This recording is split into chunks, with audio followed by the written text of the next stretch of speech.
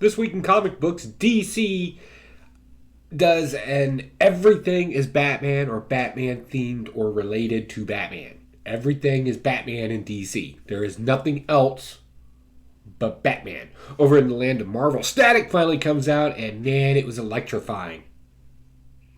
I did that.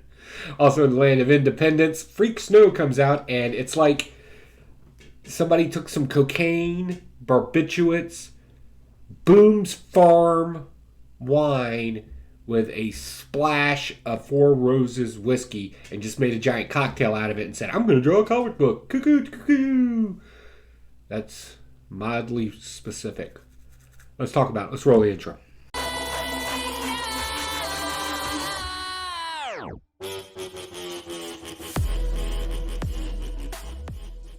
Hey, what's going on, you wonderful weirdos? I'm Pocan Joe, and as always, super excited to have you here. Thanks for swinging by. This is where I run down my weekly comic book haul and just give you a little bit of nuggets and maybe poke a little fun at some of this stuff. So definitely this is all subjective and opinionated, but I'm always right. So just agree and nod your head, and let's jump into this.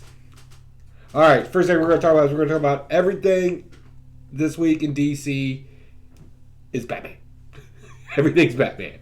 Just know that going into it. Everything is related to Batman. And we'll jump right into Batman Detective Comics number 1037. So in this is good. Like, this is, if you're not on board with this right now because you have some hang up with DC or something like that, you need to get over that, right? Get the last couple of issues. Don't need to go back too far and then pick this up. Because all this Mr. Worth character, old money from Gotham, because there's a lot of it.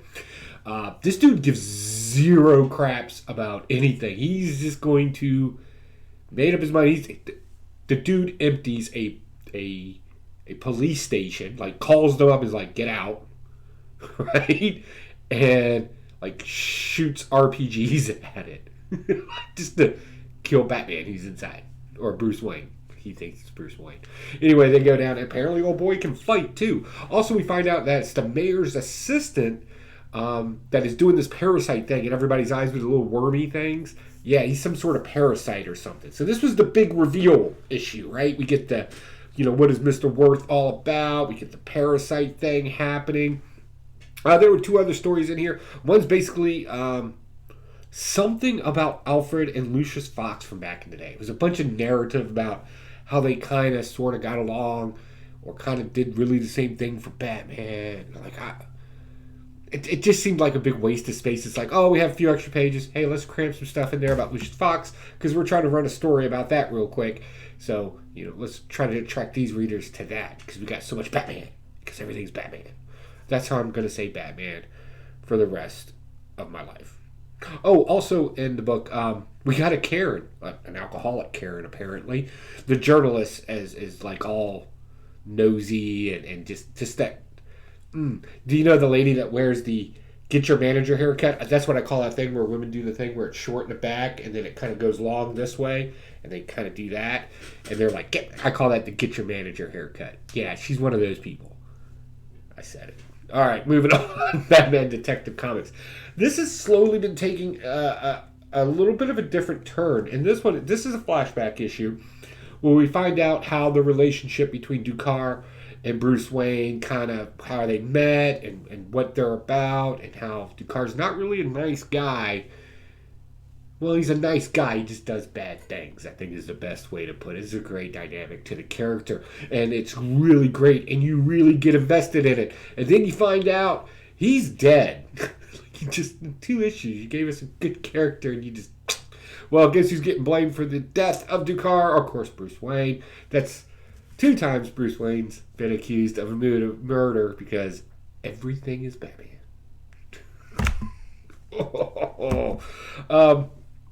The rest of the story, it is pretty... It's a setup story, obviously. Hopefully Ducard's not dead. Hopefully he's smart enough to where he can kind of... I don't know, he's faked his own death or something and just pinned it on Wayne. Because apparently that friendship's been fractured several times. Mostly because of ideology of killing versus not killing, right? When Batman doesn't believe in killing. And Ducard's all about dropping them bodies. All right, moving on to Batman Urban Legends number 4. What do we say about this? In this one, we meet a clown-like character. Just let that one sink in for a second. Who has a drug called Cheer Drops. What was the other Joker thing? That the laughing gas, right? Yeah. So anyway, we meet him. We also meet a monster called Chaos in this too. I'll be honest with you, I'm not particularly interested in any of the stories in here. We get some vague references with Grifter. The Grifter story is probably the best one in here. We brought back Zealot. If you're an old school comic book fan from, I want to say it was the 90s. Pretty sure it was the 90s. She may have been in like late 80s, but the character Zealot, if you were a fan of that particular, she makes an appearance in here, and we kind of find out more about how Grifters and what his responsibilities are in this whole thing. We got a vague reference, like I said, to Leviathan from that big event that happened last summer. So yeah, it's got that kind of stuff. We get a little bit of why is 10 drinks so special versus the other ones. For the most part, this the only good story in it that that you can actually review with any sort of positivity would be the Grifter story, unfortunately, because the rest of them are just swings and misses. Moving on, the Joker number 4. Again, everything is Batman. So this is the big battle, right? We've been waiting for this. Our Guy Ritchie big battle moment where all bad guys kind of converge. And of course, like Batman, Joker has a contingency plan. He's got little gas bombs everywhere. They're fighting it out. And then there's this kind of weird monologue, and the artwork's kind of weird with it too. But Jim Gordon and Joker having those long look at all of that dialogue. Hold on, I just picked that up in the middle. Hold on, let me give you a good view here. First off, this was a creepy scene. If you don't know what he's doing, he's taking hot wire that he's heating up and he's sewing a mouth shut. Right? So then they start having this long dialogue. All right, you guys ready for this? This is Joker and Jim Gordon talking. Look how much those are dialogue bubbles, right? So we got 1, 2, 3, 4, 5, sort of 6. Not really. So we got 5 pages of just them talking about what happened over in The Killing Joke. Because everything needs to be referenced to The Killing Joke now. Everything. And I'm like, is creativity dying here? Can we not come up with some new stories? If this is going to be where we're going to take comic books from now on, let me know. So I don't know, just drop it, right? Because everything's relatable. Even when you're talking about, Jason Todd or whomever, if there's some sort of relation to The Killing Joke, it's going to get brought up. Next, Challenge of the Super Sons. This gives us our why and how, right? So our Super Sons go back into the past. We kind of get the solicitation says the origin story of Aura. I don't really think that's a correct assessment of it. It's just more of what made her decide to be the good guys instead of just working for the bad guys, if that makes any sense, right? Because it didn't explain how she got her powers or anything like that. So we kind of get the rules, the whys, the hows, and then at the end, of course, we get some Vandal Savage action showing up. I love the artwork in here. It just reminds me of just a great comic book. It's kind of childish, but I'm okay with that. In this one, we got Battle Hulk Girl a little bit. She understands why. Love the banter and the dialogue in here. This is the kind of dialogue I don't mind reading. It's very sharp wit and creative to boot. But at the end, Vandal Savage gets a hold of Rora, I guess. Gets a hold of her, holding her hostage. What's going to happen next? They're going to jump into it for us, I'm sure. Next, Justice League. So Batman, because everything's Batman, is flying to Apocalypse because he's got to go get Lobo. They don't really explain why. That's a good point. They don't really explain why. Anyway, or they went to Apocalypse to get him. He's on the ship, and of course he's playing games with Flash and Wonder Woman there. Mind games, if you will. Batman and Green Lantern are flying around in space, and apparently a spaceship can't stop in space. Its engine failed. That means there's no propulsion. You're in a vacuum. What happens when you're in a vacuum and you have no propulsion? Anybody want to take a guess on that one? Comment down below. So this is going to continue on a little bit more. For the most part, I'm interested, probably more interested in this Lobo story than I am anything else. I just wish we would stop referencing this horrible, horrible armor that only came into an existence because of a movie. That's pretty much where I'm at with that. Alright, Gotham, because everything's Batman. It's the first story I didn't really care for. This is the Red Hood, right? We'll just Peacemaker Red Hood, or Peacemaker Red, or whatever they're calling him now. And how he's trying to infiltrate the Peacemakers. I called it. I knew the voice from the alley was Bruce Wayne, and sure as shit it is. Excuse my French. Why do we say that? It's not really French. Doesn't matter. Anyway, we find out that that's, in fact, who it is. Of course, because you can't kill Batman. But the rest of the Bat family, you know, they're all kind of pissy because they don't know what's going on. And he's struggling with keeping it secret and trying to do the right thing and still be a bad guy and not get caught. A lot of back and forth. For the most part, it was alright. But I can only take so much of it, to be honest with you, because the dialogue just gets weird. And then we get the Cavalry, basically the next Batman. That's our African-American themed Batman. Apparently he's got a little Robin, or Robin-like character. And she's just as feisty as she kind of, even in the dialogue, kind of remind me of Damian, right? It's kind of, I don't know. What did you think about your DCs this week? What did I miss? Was everything not, like, everything I got was Batman themed in some way, shape, or form. That was all I could find. Alright, moving on. I'm very excited to be able to show you this one.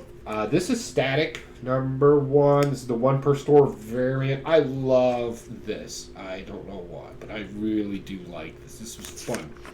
And to boot, it was a fun read.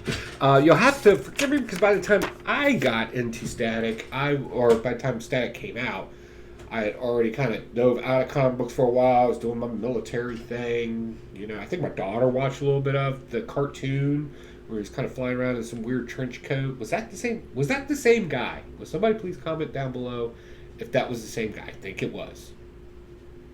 Anyway. So my understanding is, after getting some information, is that this kind of picks up where the last volumes left off, where he kind of overused his powers a little bit against basically a bully at school.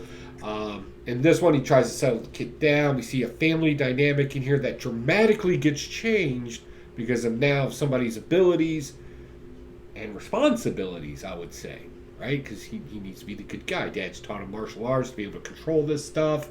The whole 9 yards, right? So we kind of get, this is more of a reintroduction without having to get too heavy into his origin story. Hey, it's a kid.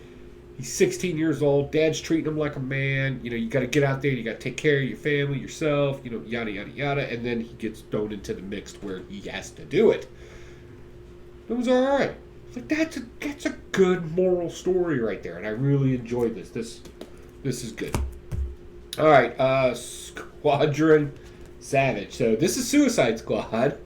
Not really, but it's Suicide Squad. Okay, messing with people's heads, brainwashing people. In this, we take our characters, we take them out of context, and somehow or another they get driven back into context. But at the end of this, we find out that Kang kind of knows something's up too, because he's like, the timeline isn't supposed to be like this. What is going on? So he's, you know, he jumps around in time, and then all of a sudden he comes back to a place that he should know, and it's not the way it should be. Something's wrong, right? We get that concept of this. So that was really cool. I liked the beginning of it where we kind of had the setup for our heroes to kind of take them out of character And what I mean by that is like Punisher. He's like got a family. He's retired from the military, but he keeps getting pulled back in for like secret, super dangerous missions. And then come find out, no, they aren't dead because there's somebody playing with their mind, right? Wilson Fisk is kind of like being a Amanda Waller in this, if you will. All right, so this story about Wonder Woman, Princess Power. Sorry. Seriously, if you just glanced at that, who does that? Like, you could tone it down a little bit, right? This is weird. All right, so basically we have a warrior female that is extremely aggressive and mindful, and she meets Thor. Thor, we're going with the drunk fat Thor in this, by the way. Apparently he's been drinking because his cup never emptied, but now he's kind of coming out of his drunken haze, and he's starting to realize that things are not right in the world, and this lady is not hearing it. Basically, her entire backstory is basically like a Wonder Woman / Wonder Woman story. Pretty much saw Wonder Woman. So yeah, if you read a Wonder Woman comic, you got it. Let's see here. Amazing Spider-Man. I thought this was going to launch us into a new story arc, and it did. And guess what? I still don't care. I'm like, oh my god, just something else with this. Basically, we get the resurrection of, again, people that should long be dead. One of them dead. Hobgoblin. Yeah, for some random reason he's back. Peter Parker's sister has to work with Chameleon and some lame criminal that nobody remembers. Something. This book is forgettable. I'm just like, oh my god. Some witty banter happened in here. Nice little fight. I did remember the clairvoyant machine the one kid made? So that's kind of like the head MacGuffin thing here that we got to steal. The kid that invented it, apparently he's working with the bad guys on this one, right? Chance and Foreigner, I believe. And they bring in Slide. You remember Slide from back in the day. He's kind of like a white ninja, generic kind of character. He's a thief, super slippery to catch, that kind of thing. He's in here as well. And then at the end, we get some random meeting where Doc Ock and Sandman are like, boom, let's be teammates again. And they high-five each other. Not really, but close enough. More like Hook and Sandcastle. I don't even know how that would work. Doesn't matter. Moving on. This is pretty good for our Spider-Man story. This is the what if, he embraced it. So in this one, bad guys want to kill him. Big fight in the woods, right? That happens. Good action scenes in this. At the end, Jay Jameson has to save him. Takes him back to Mary Jane. Police start surrounding the building because Wilson Fisk is not hearing this garbage. It's time to put the Superman down. That's it in a nutshell. And that's a pretty good review for this. Strange Academy. Who killed Toph? Well, it's a little fat kid. It's always a little fat kid. A little fat emo kid. He did it. That's pretty much what happened in here. But this is still so good. Just the dialogue going back and forth. It definitely makes it worth it. But yeah, and it was cool seeing Man-Thing in here again. Again, I like it when they just kind of throw it. Howard the Duck was in there. He's the great detective. It was awesome. Definitely check it out. Let's see here. Rabid World. It's a zombie story. That's it. That's my review. It's a zombie story. All right, moving on. Geiger. Geiger is good. So we get a little bit of a backstory, origin story, if you will, from the King Casino kid and Geiger. Their first meeting and what happened there. We find out the family's actually dead in the vault, which was really sad, but it gave us motivation to help these two kids to get them where they need to go and get into some hero stuff. Boom. And last but not least, I don't know. You got me on this one, Slick. Look, this reminded me of Fear and Loathing, only in Alaska. You remember when he's all high and everything's all warped and scratchy in the movie, with Johnny Depp? That's what the artwork is like in here. It's weird. But we're obviously dealing with somebody that's delusional.